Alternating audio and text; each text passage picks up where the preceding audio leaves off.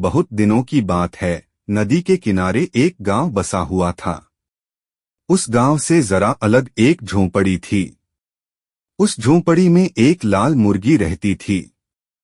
उस लाल मुर्गी के साथ एक बिल्ली और एक मेंढक भी रहते थे।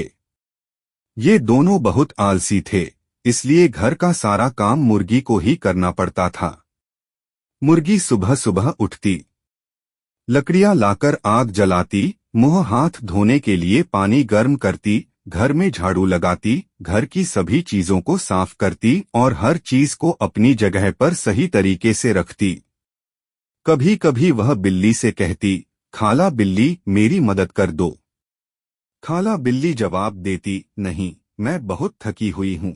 जब मुर्गी मेंढक से कहती तो मेंढक तर्राकर कहता, नहीं, मुझे आराम चाहिए। घर के कामकाज से फुर्सत पाकर मुर्गी बाजार जाती और खाने पीने की चीजें लाती, क्योंकि ना तो मेंढक जाता और ना ही बिल्ली। बिल्ली कहती, मुझे बाजार जाना पसंद नहीं। मेंढक कहता, बाजार जाना मेरे बस की बात नहीं। फिर मुर्गी खाना पकाती और इतने में बिल्ली और मेंढक फिर से सो जाते। मुर्गी आकर उन्हें जगाती, मुंह हाथ धुलवाती और फिर खाना खिलाती। मुर्गी, बिल्ली और मेंढक की आलसी हरकतों से तंग आ गई थी। मुर्गी ने सोचा कि ऐसे आलसी साथियों से अलग हो जाना चाहिए। सो मुर्गी ने घर छोड़ने का फैसला किया और निश्चय किया कि किसी दूसरे गांव में जाकर रहेगी, जहां मेहनती लोग रहते हों। अगले दिन सुबह सुबह मुर्गी दूसरे गांव में रहने के लिए रवाना हो गई। सूरज निकलने से पहले रवाना हुई थी। चलते चलते दोपहर हो गई थी। भूख से निढाल थी, गिरते पड़ते जा रही थी। चलते चलते एक जंगल पहुंच गई। इस जंगल में एक बूढ़ी चालाक लोमड़ी रहा करती थी। वह अपनी शिकार की तलाश में थी। दोपहर तक तलाश करते करते थक गई थी और ठंडी सांस भरकर कह रही थी। लोमड़ी सड़क के किनारे एक पेड़ के साए में आराम करने के लिए बैठ गई। इतने में दूर से एक मुर्गी आती हुई दिखाई दी। लोमड़ी के मुंह में पानी भर आया। झट से एक घनी झाड़ी में छिप गई। जब लाल मुर्गी झाड़ी के पास पहुंच गई तो झट से लोमड़ी झाड़ी से निकलकर मुर्गी पर हमला कर लिया और मुर्गी को पकड़ लिया और खुश होकर कहा, आज बड़े दिनों बाद बहुत अच्छा शिकार हाथ आया है। जल्दी से मुर्गी को अपने थैले में डाल दिया और बिल की तरफ रवाना हुई। बिल में लोमड़ी के छोटे छोटे बच्चे अपनी मां के इंतजार में थे। मुर्गी थैले में बंद थी, उदास और परेशान। मदद करने वाला कोई नहीं था।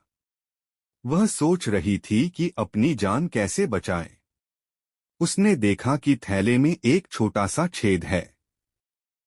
उसने अपने पंजों की मदद से उस छेद को बड़ा किया और धीरे धीरे बाहर निकल आई। फिर उसने थैले में मिट्टी के ढेले भर दिए और वहां से चुपचाप भाग गई।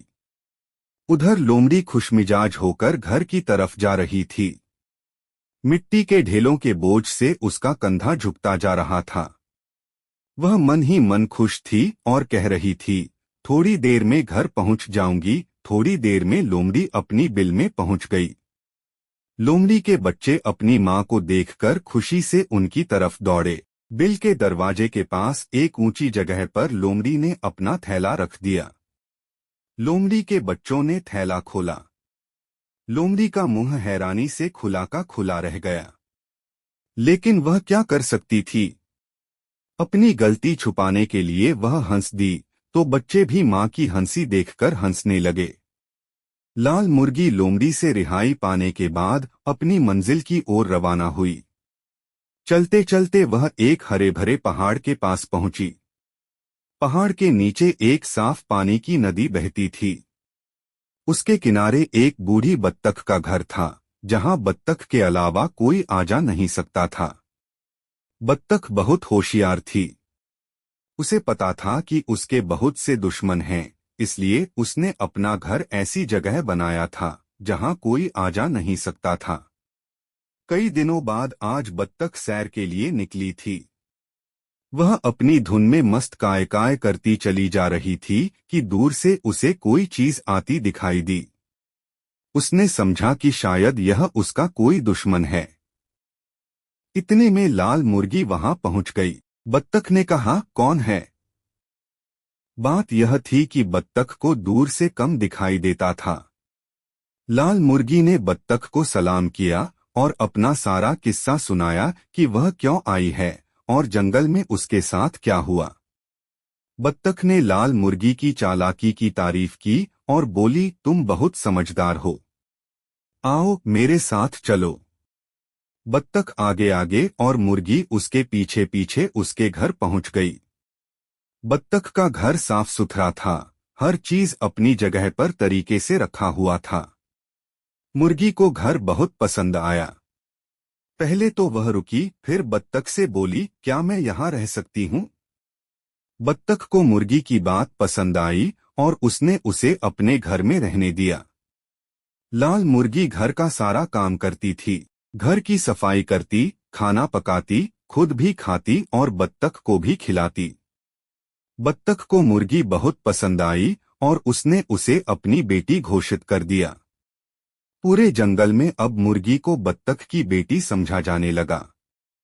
समय बीतता गया। एक दिन मुर्गी को अपना पुराना घर और उसके दोस्त याद आने लगे।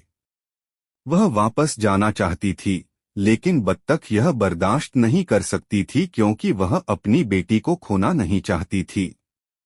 मुर्गी के आग्रह के बाद आखिरकार बत्तख ने उसे जाने की अनुमति दे दी।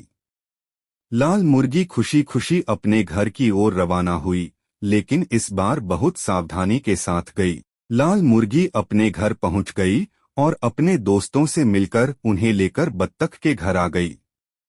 इस तरह बत्तख को वापस अपनी बेटी मिल गई और मुर्गी को अपने दोस्त। वे खुशी खुशी रहने लगे।